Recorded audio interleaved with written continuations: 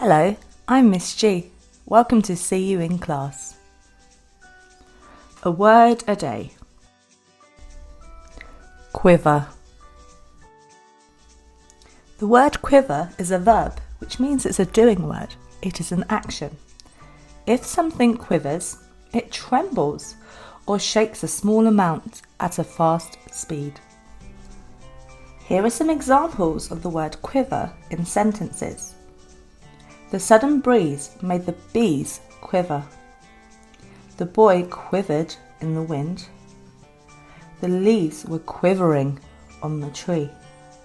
Did you notice how the word quiver changed each time with the tense of the sentence?